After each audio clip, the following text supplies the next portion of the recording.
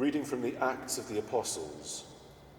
When Pentecost Day came round, the apostles had all met in one room, when suddenly they heard what sounded like a powerful wind from heaven, the noise of which filled the entire house in which they were sitting. And something appeared to them that seemed like tongues of fire. These separated and came to rest on the head of each of them. They were all filled with the Holy Spirit and began to speak foreign languages as the Spirit gave them the gift of speech. Now there were devout men living in Jerusalem from every nation under heaven, and at this sound they all assembled, each one bewildered to hear these men speaking his own language. They were amazed and astonished. "Surely," they said, "all these men speaking are Galileans. How does it happen that each of us hears them in his own native language? Parthians, Medes, and Elamites, people from Mesopotamia, Judea and Cappadocia, Pontus and Asia, Phrygia and Pamphylia, Egypt and the parts of Libya around Cyrene, as well as visitors from Rome, Jews and proselytes alike, Cretans and Arabs. We hear them preaching in our own language about the marvels of God."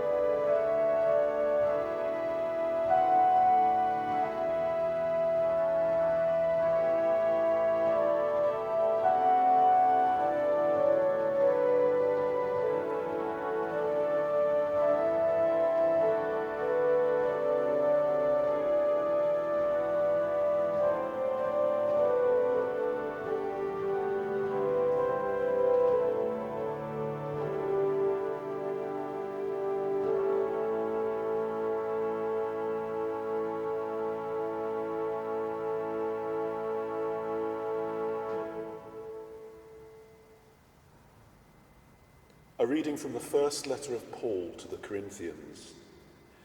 No one can say Jesus is Lord unless he is under the influence of the Holy Spirit. There is a variety of gifts, but always the same Spirit. There are all sorts of service to be done, but always to the same Lord, working in all sorts of different ways in different people. It is the same God who is working in all of them. The particular way in which the Spirit is given to each person is for a good purpose. Just as a human body, though it is made up of many parts, is a single unit, because all these parts, though many, make one body, so it is with Christ. In the one Spirit we were all baptized, Jews as well as Greeks, slaves as well as citizens, and one Spirit was given to us all to drink.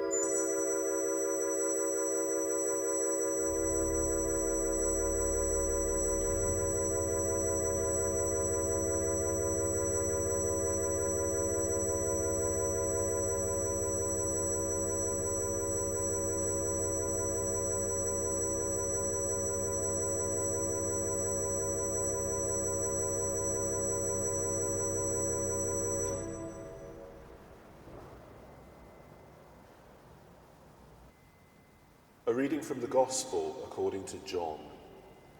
In the evening of that same day, the first day of the week, the doors were closed in the room where the disciples were for fear of the Jews. Jesus came and stood among them. He said to them, "Peace be with you," and showed them his hands and his side. The disciples were filled with joy when they saw the Lord, and he said to them again, "Peace be with you. As the Father sent me, so am I sending you." After this, he breathed on them and said, "Receive the Holy Spirit. For those whose sins you forgive, they are forgiven. For those whose sins you retain, they are retained."